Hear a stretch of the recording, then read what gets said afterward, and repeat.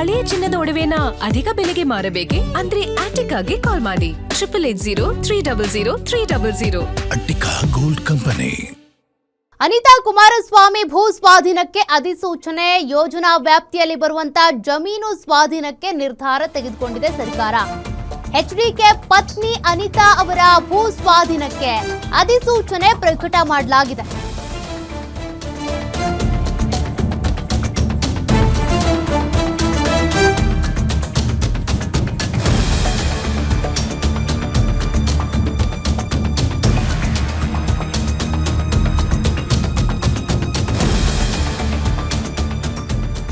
ಒಟ್ಟು 32.2 ಎಕರೆ ಜಮೀನು ಹೊಂದಿರುವ ಅನಿತಾ ಕುಮಾರಸ್ವಾಮಿ ಬನ್ನಿಗಿರಿ ಹಾಗೂ ಹೊಸೂರು ಸರ್ವೆ ನಂಬರ್ಗಳಲ್ಲಿ ಜಮೀನನ್ನ ಹೊಂದಿದ್ದಾರೆ. ಬನ್ನಿಗಿರಿ ಸರ್ವೆ ನಂಬರ್ 196/2ರಲ್ಲಿ 2 ಎಕರೆ 6 ಗುಂಟೆ ಇದೆ. 195/2ರಲ್ಲಿ 2 ಎಕರೆ 4 ಗುಂಟೆ ಜಮೀನಿದೆ. 194/3ರಲ್ಲಿ 1 ಎಕರೆ 12 ಗುಂಟೆ ಜಮೀನನ್ನ ಹೊಂದಿರುವ ಅನಿತಾ ಕುಮಾರಸ್ವಾಮಿ. ಇನ್ನು ಹೊಸೂರು ಗ್ರಾಮದಲ್ಲೂ ಕೂಡ ಭೂಮಿ ಹೊಂದಿದ್ದಾರೆ ಮಾಜಿ ಶಾಸಕಿ ಅನಿತಾ ಕುಮಾರಸ್ವಾಮಿ. 247ರಲ್ಲಿ ಸರ್ವೆ ನಂಬರ್ 247ರಲ್ಲಿ 5 ಎಕರೆ 14 ಗುಂಟೆ ಜಮೀನಿದೆ. ಸರ್ವೆ ನಂಬರ್ 247ರಲ್ಲಿ 7 ಎಕರೆ 34 ಗುಂಟೆ ಜಮೀನಿದೆ. ಇನ್ನು 361/2ರಲ್ಲಿ 2 ಎಕರೆ 36 ಗುಂಟೆ ಜಮೀನಿದೆ. 361/2ರಲ್ಲಿ 4 ಎಕರೆ ಜಮೀನಿದೆ. 361/2ರಲ್ಲಿ 4 ಎಕರೆ ಜಮೀನನ್ನ ಹೊಂದಿದ್ದಾರೆ ಅನಿತಾ ಕುಮಾರಸ್ವಾಮಿ. ಇನ್ನು ಸರ್ವೆ ನಂಬರ್ 408ರಲ್ಲಿ 3 ಎಕರೆ 24 ಗುಂಟೆ ಜಮೀನಿದೆ. ಒಟ್ಟು 32.2 ಎಕರೆ ಆಸ್ತಿಯನ್ನ ಹೊಂದಿರುವ ಅನಿತಾ ಕುಮಾರಸ್ವಾಮಿ.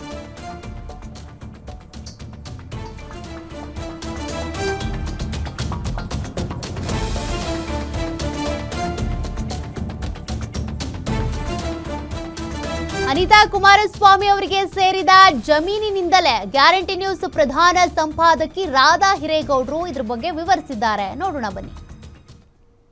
ಪ್ರಸ್ತುತ ನಾನೀಗ ನಿಂತಿರುವಂತಹ ಈ ಜಮೀನು ಏನಿದೆ, ಈಗ ನೋಡ್ತಾ ಇರುವಂತಹ ಜಮೀನು ಇದು ಕೂಡ ಹೊಸೂರು ಸರ್ವೆ ನಂಬರ್ 361/62.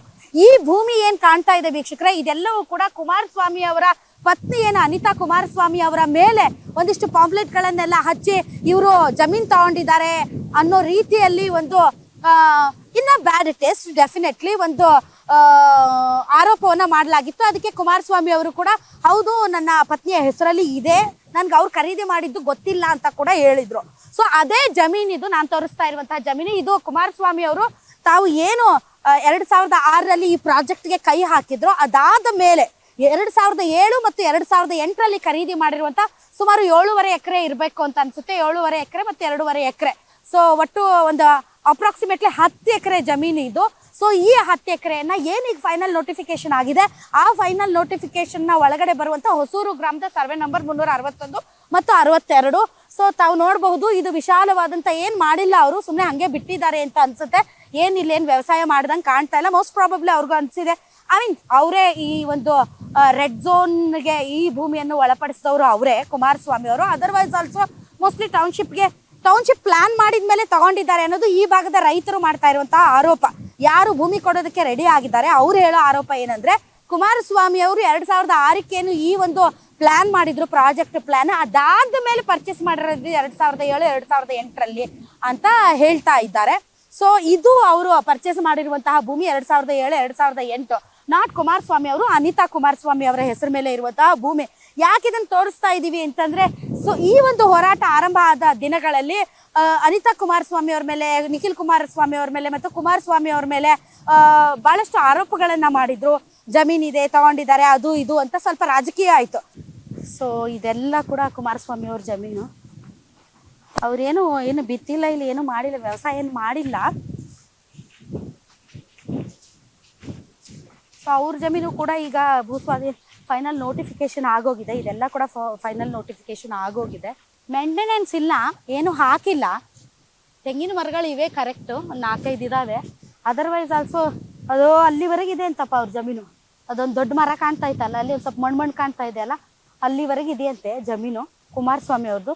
ಇದೆಲ್ಲ ಕುಮಾರಸ್ವಾಮಿ ಅವ್ರಿಗೆ ಸಂಬಂಧಪಟ್ಟಂತಹ ಜಮೀನು. ಬಟ್ ಆದರೆ ಇದರಲ್ಲಿ ಏನು ಅವ್ರೇನು ಬೆಳೆ ಏನು ಬೆಳೆದಿಲ್ಲ.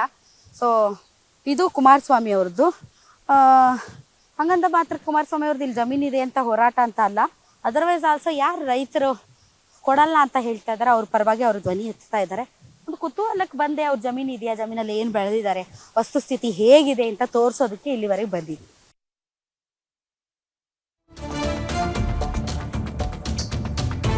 ಭೂ ಸ್ವಾಧೀನದ ಮಾಹಿತಿ ನೀಡುವಂತೆ ಅನಿತಾ ಕುಮಾರಸ್ವಾಮಿ ಪತ್ರ ಬರೆದಿದ್ದಾರೆ. ಗ್ರೇಟರ್ ಬೆಂಗಳೂರು ಅಭಿವೃದ್ಧಿ ಪ್ರಾಧಿಕಾರಕ್ಕೆ ಪತ್ರ ಬರೆದಿದ್ದಂತ ಅನಿತಾ ಕುಮಾರಸ್ವಾಮಿ ತಮ್ಮ ಜಮೀನು ಭೂ ಸ್ವಾಧೀನವಾದಲ್ಲಿ ದಾಖಲೆಗಳನ್ನ ಕಳುಹಿಸಿ ಕೊಡಿ ಅಂತೇಳಿ ಪತ್ರ ಬರೆದಿರೋದು.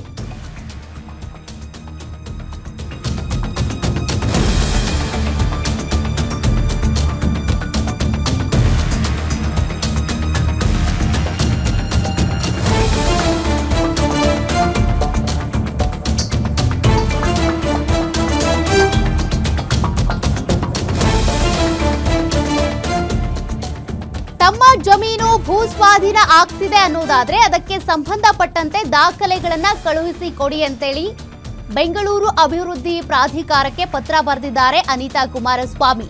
ನೋಟಿಸ್ ದಾಖಲೆ ಇದ್ದಲ್ಲಿ ನಾನು ಕೊಟ್ಟಿರುವ ವಿಳಾಸಕ್ಕೆ ತಲುಪಿಸಿ, ವಿಳಾಸ ನಮೂದಿಸಿ ದಾಖಲೆ ಲಗತ್ತಿಸಿ ಅಂತೇಳಿ ಅನಿತಾ ಕುಮಾರಸ್ವಾಮಿ ಅವರು ಬರೆದಿದ್ದಂತ ಪತ್ರ. ಅನಿತಾ ಕುಮಾರಸ್ವಾಮಿ ಜೊತೆ ನಿಖಿಲ್ ಕುಮಾರಸ್ವಾಮಿ ಕೂಡ ಪತ್ರವನ್ನ ಬರೆದಿದ್ದಾರೆ. ಜಿಬಿಎಗೆ ಪತ್ರ ಬರೆದು ಕೇತಗಾನಹಳ್ಳಿ ಬಿಡದಿ ವಿಳಾಸ ಕೊಟ್ಟಿರುವಂತ ನಿಖಿಲ್ ಕುಮಾರಸ್ವಾಮಿ 2025 ಮಾರ್ಚ್ 29ರಂದು ಇಬ್ಬರು ಬರೆದಿದ್ದಂತ 2 ಪತ್ರ ಇವತ್ತು ಬಹಿರಂಗ ಆಗಿದೆ. ನಮ್ಮ ಜಮೀನನ್ನು ಕೂಡ ಈ ಬಿಡದಿ ಟೌನ್ಶಿಪ್ಗಾಗಿ ಭೂ ಸ್ವಾಧೀನ ಮಾಡ್ಕೊಳ್ತೀರಿ ಅನ್ನೋದಾದ್ರೆ ಅದಕ್ಕೆ ಸಂಬಂಧಪಟ್ಟಂತೆ ದಾಖಲೆಗಳನ್ನ ಕೊಡಿ, ನೋಟಿಸು, ಅದಕ್ಕೆ ಸಂಬಂಧಿಸಿದಂತೆ ಏನು ದಾಖಲೆಗಳು, ಅದ್ರ ಬಗ್ಗೆ ಮಾಹಿತಿ ಕೊಡಿ ಅಂತೇಳಿ ಅನಿತಾ ಕುಮಾರಸ್ವಾಮಿ, ನಿಖಿಲ್ ಕುಮಾರಸ್ವಾಮಿ ಇಬ್ರು ಕೂಡ ಪತ್ರ ಬರೆದಿದ್ರು. ಆ ಪತ್ರಗಳು ಇವತ್ತು ಬಹಿರಂಗ ಆಗಿದೆ, ಅದನ್ನ ನೀವಿಲ್ಲಿ ಗಮನಿಸಬಹುದು.